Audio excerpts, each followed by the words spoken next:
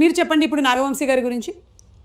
నాగవంశీ గారు పైకి ఎట్లా ఉంటారు కానీ లోపల చాలా పైకి ఎట్లుంటారు?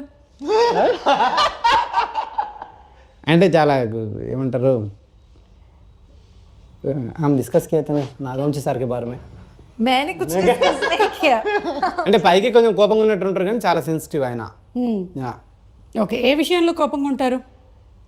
ఇదే ఎవరైనా ట్రిగ్గర్ చేసినప్పుడు కానీ ఏదన్నా. ఏ విషయంలో ట్రిగర్ చేశారు? అప్పుడప్పుడు చూస్తాం కదండి కొన్ని వీడియోస్ రీల్స్ అట్లాంటివి. సో ఏంటా రీల్స్?